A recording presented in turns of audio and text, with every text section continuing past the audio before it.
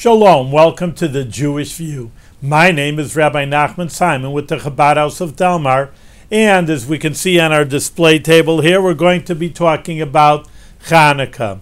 Well, before we get into the rituals, which of course is the menorah, and we have the candles right in front of us, I want to tell you the story about Chanukah, and of course then we'll go into the actual traditions that are practiced on Chanukah. Well, now we have to go back in time, about 2,500 years ago, and the Jewish people were living in the land of Israel.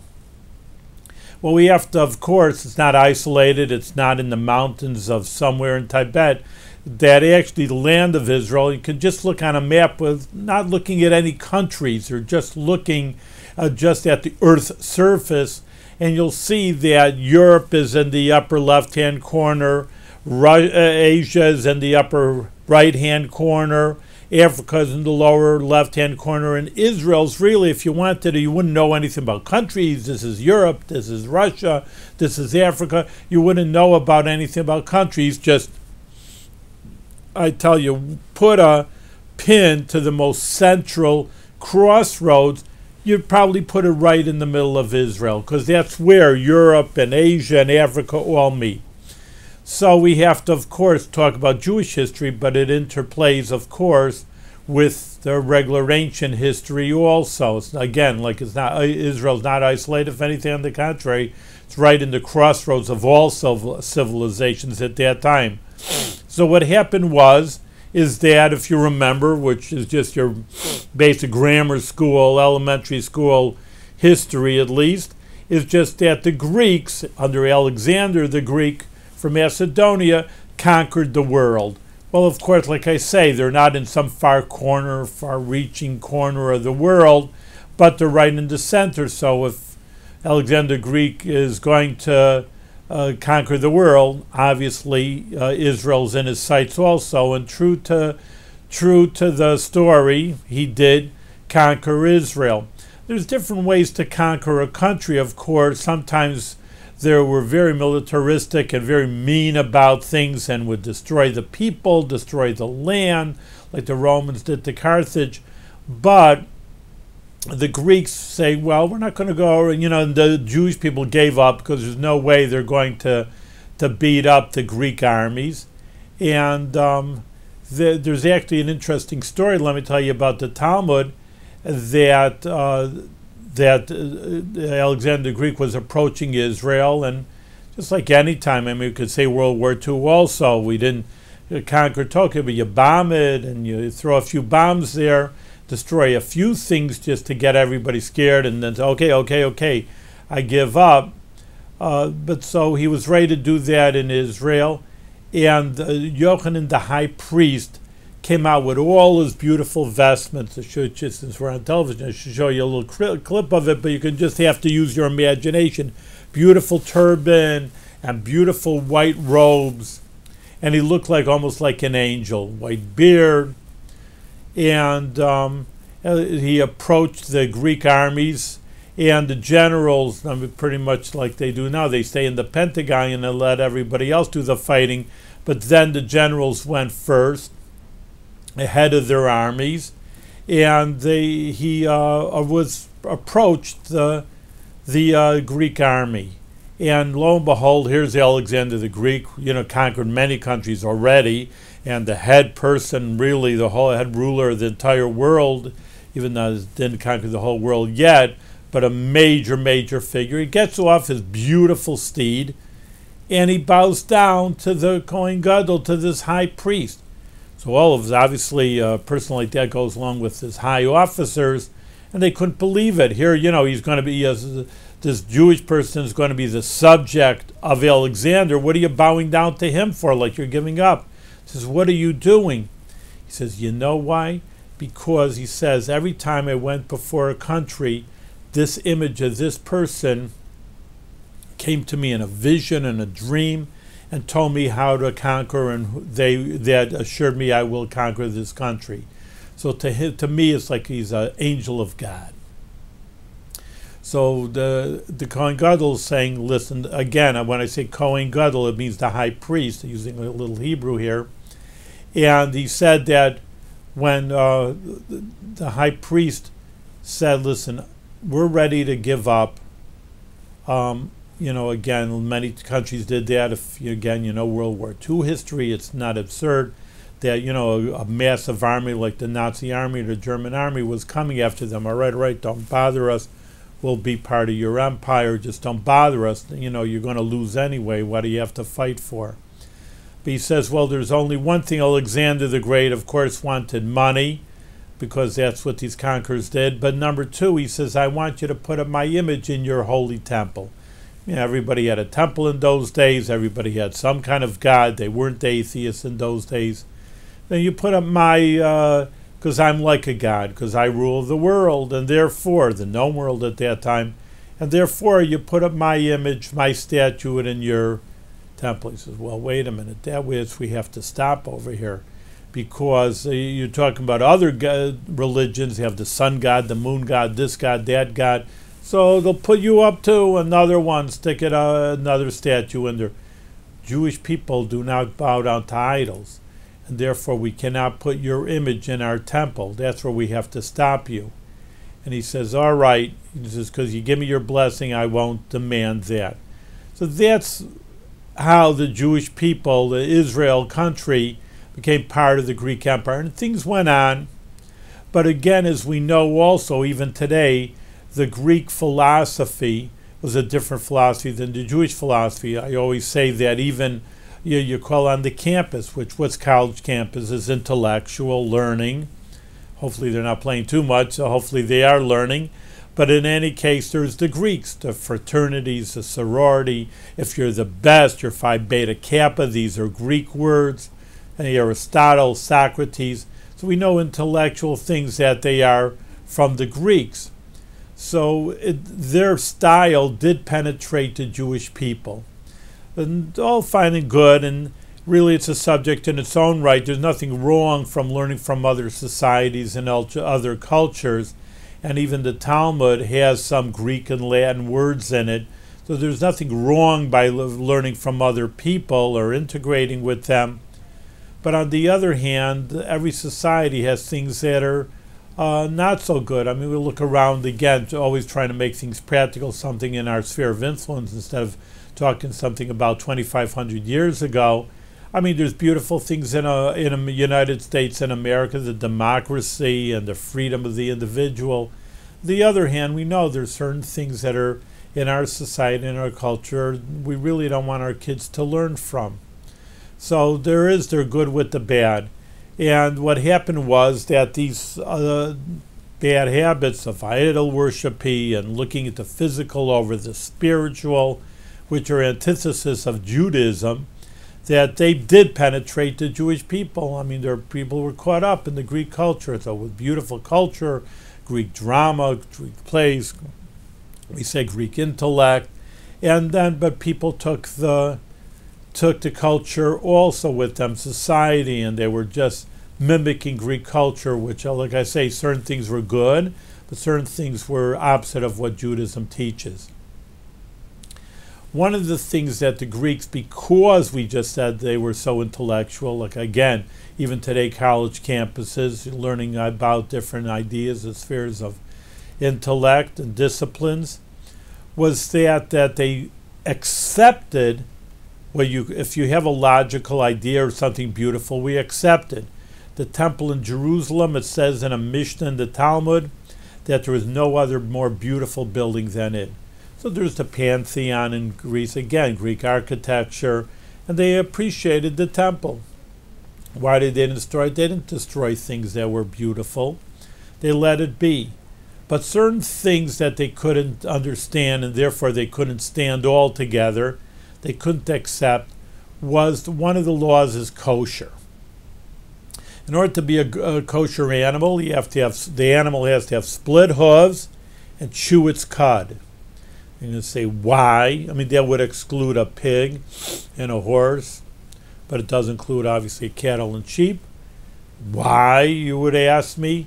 Well, again, those are some of the commandments, don't have any reason. Well, what's the reason? I tell you, they don't have a reason. So the Greeks would say, but come on, there must be a reason for this. No, that we do not have any reason.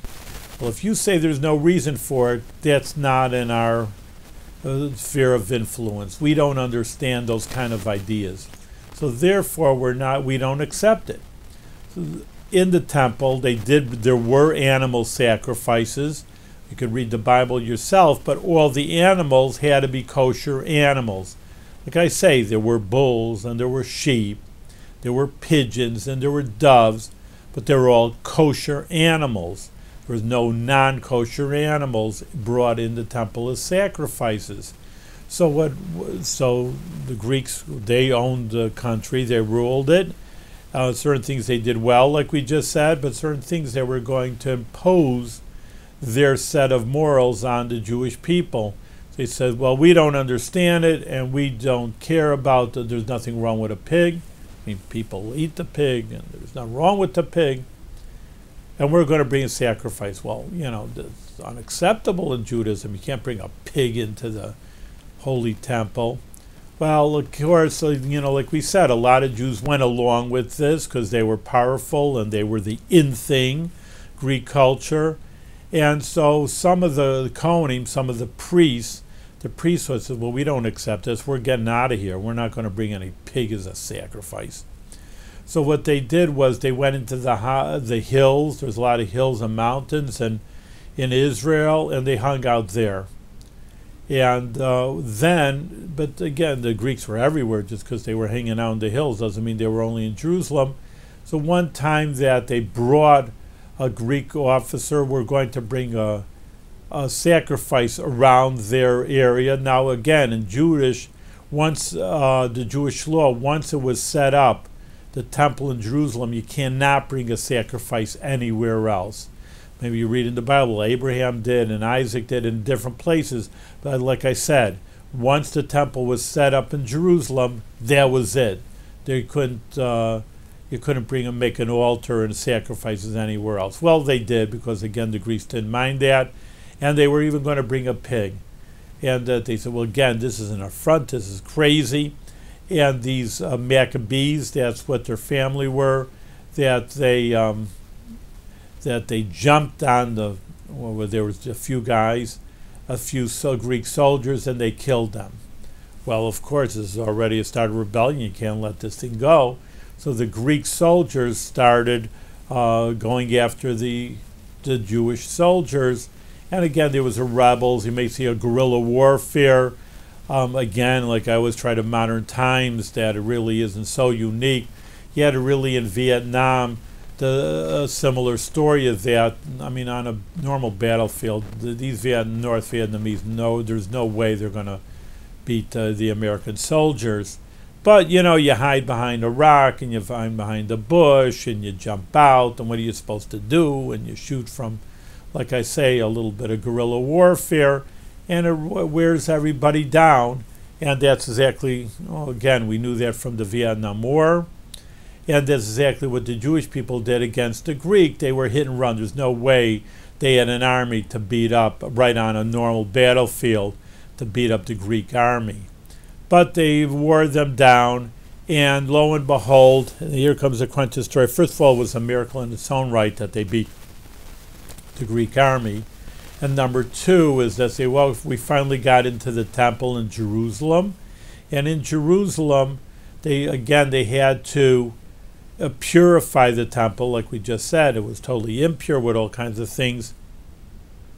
And they dug up one cruse or one jug of olive oil, because that's what they lit the menorah in Jerusalem, with olive oil. Now you could use candles, but all right. And they used olive oils in the temple, and that was the only pure olive oil that they can have. But now the problem is that there was only enough to light one night, and to get the purification process took a whole nother week, and therefore they wouldn't have good pure oil for 8 days. So they said, well, you got to do what we got to do, and you just do what you can. It's an important lesson, of course, for us. Do what you can, and God will do the rest. And they poured the oil for 1 day, and lo and behold, it didn't go down. I mean, obviously, if you use up oil, it'll go down, it'll be consumed, but it didn't, and that was, again, a miracle. Now here comes the why we have the menorah. Now the menorah here, and this is why I brought the beautiful one, really you should use, and I'm going to bring in the candles in a second just to show you how to light the candles. But you have the electric one because it looks more beautiful, but really should be done with real candles. And there's 8 candles plus one in the middle. Sometimes it's to the side. There's always these kind of beautiful menorahs, of course, and different designs you'll always see. But in any case, just a basic idea. You can be artistic all you want, but surely there's no problem with that. But I'm just talking about the more basic idea of Hanukkah. There's 8 candles plus they call it a shamish, a server, because to light olive oil you need 1 candle to light the other candles. So you need one that is a little different, higher, because it shouldn't be part of, or like I say, it's to the right and sometimes. And now again, one major idea that you shouldn't get wrong is that people say, well, we're lighting a menorah because they lit the menorah we just said in the temple. Well, you're really not allowed to, because in the temple, first of all, there were 7 candles, 7 branches, 1 in the middle and 3 coming out on both sides. And this has 8 candles, and therefore we're not lighting because we lit in the temple. You're really not allowed to light the same exact menorah outside the temple. We light 8 because of the 8 candles of Hanukkah. But again, that's why I wanted to show you. I'm going to take out this menorah. Now these menorahs, again, on one hand you could be very artistic, but again, obviously you don't have to be artistic. This is like, for a few dollars you get in any course like tinny, but that's what I wanted to show you. You don't have to make it out of gold or artistic, but I mean there are, and there's no problem with it, of course. On the other hand, you just want to be very basic. That's what I want to show you. Start with basics and then you go up. If you can do more, you do more. Now here is exactly what I said. You see this menorah, the shamish, is to the left. It could be left. It's on a different plane. That's really the idea. Here it's in the middle. There it's to the left. Oh, here it fell right down. How do you like that? That's what you get for having a tinny one, I guess. Now I just wanted to show you how to light the candles. I'm not going to light it because in the studio they wouldn't allow me to, so that's not nice. There's a lot of colors, and again, it does make a difference. Here may I will take out. Sometimes there's a lot of colors. These have a yellow, a blue, red. Again, there's no, people say, well, what color? People ask me that, and again, like I say, it could be all one color. Some people use beeswax, which is a little nicer. I'm just showing from this box. You can buy nowadays, in any grocery store or supermarket. Now, when you put it in, you put it in right to left. Hebrew is written right to left, so we start with the right first, and that would be like light number 2, because people get it wrong. They say, well, 8 nights candle, 8 nights of Hanukkah, 8 candles, you light all 8. No. First night is 1. This would be the way it would look on night number 2. When you light it, this is the leader, like I say, you lead from left to right.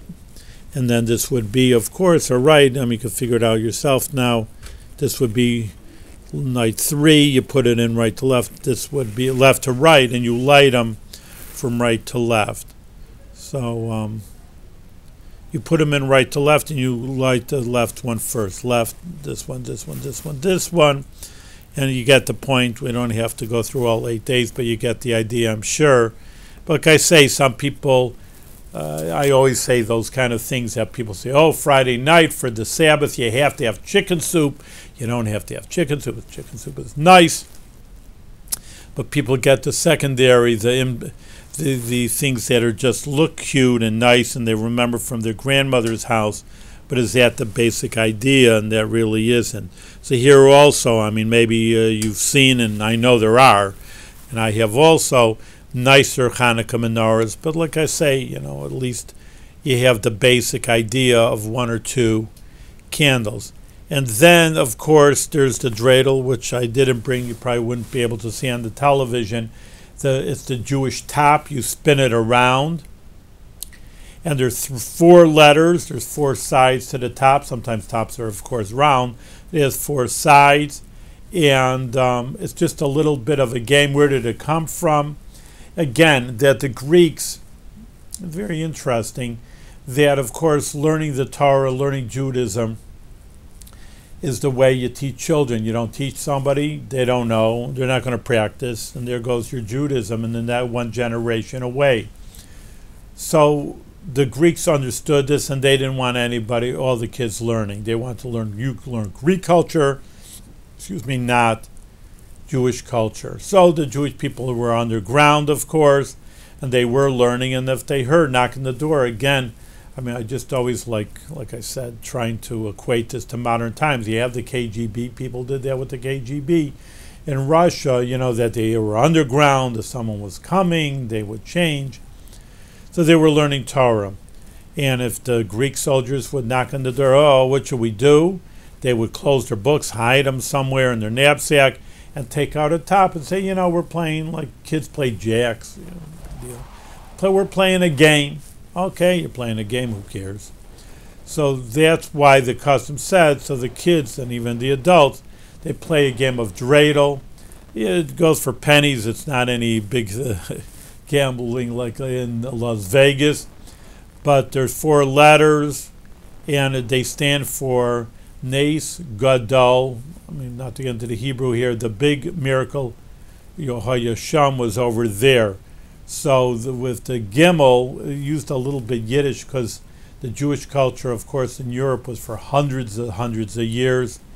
Gimel means gans, and Gadol means big in Hebrew, but it means gans, the whole thing, and you get the whole pot if the top.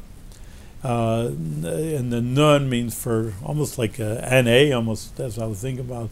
Just in English, nothing. I mean, nothing, it's equal. You don't give, you don't get. Like the hay was like halb. It's Yiddish, but it comes out a little like in English too. Halb is half, and sham is like sim, put it in.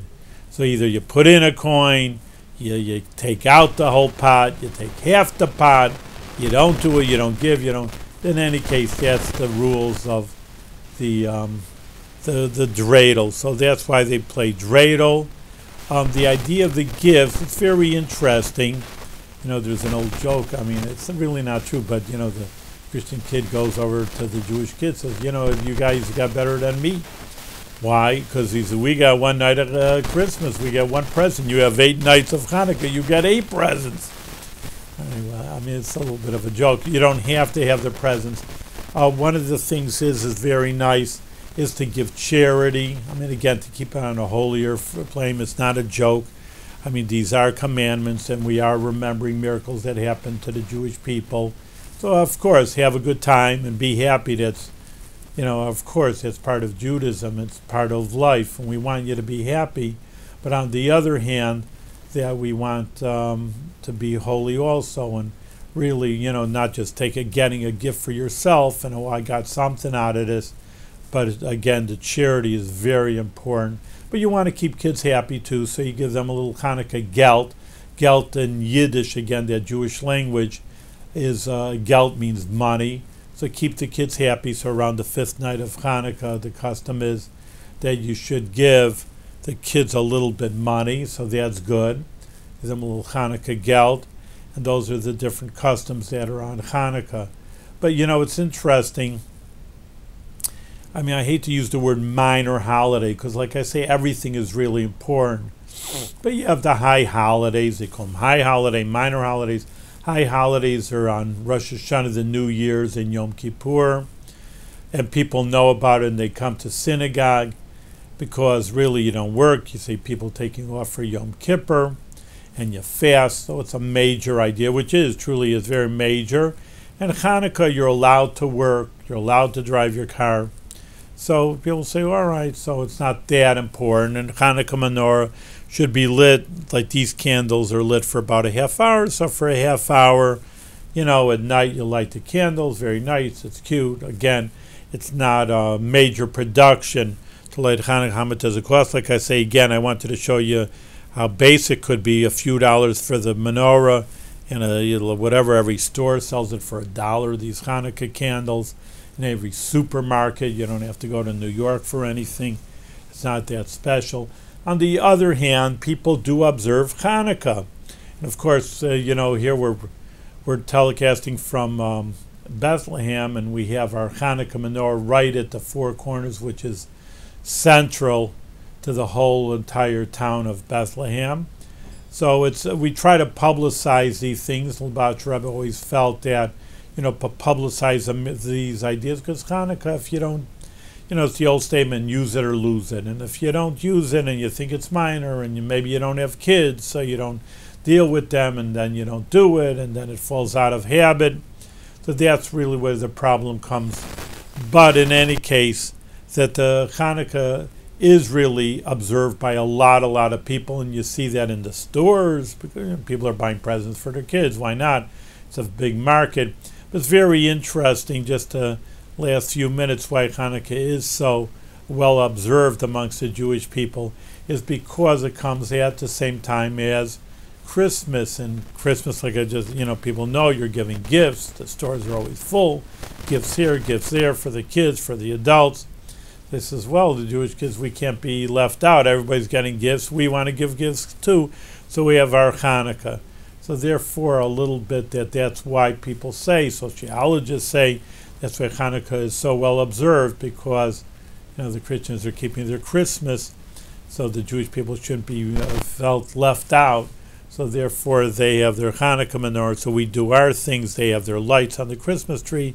We have the lights on our menorah. So everything is, even Steven. But in any case, we do it because it's the right thing to do. Now, you don't have to do it to mimic other people. The idea, you do what's right because of it's right. In any case, that is really the story of Hanukkah, the basic story which I've told you. These are the mitzvahs. So this candle just doesn't want to stay there. Good thing I'm not lighting it. It'd be a problem. I don't know, put it in there. Well, that's what you get for, like I brought it, the most cheapest one. In any case, the Hanukkah menorah should be observed this year. It's December 24th at night, Saturday night, but you have to look at a Jewish calendar, because it doesn't sync ever with the same night, the same year. It's always going to be different, so you always have to get a Jewish calendar or look that up and see where the Hanukkah falls out on. But the main thing is that the light of the Hanukkah menorah, the deeper significance is we do light up candles. It is a very dark time. People know it's dark in December. To lighting the candles, and you're always on the increase. First night 1, second night 2. Should always be on the increase. We should light up the light with more and more light, ever increasing until the whole menorah is lit up, and we want the whole world to be lit up with goodness and kindness. Thank you very much.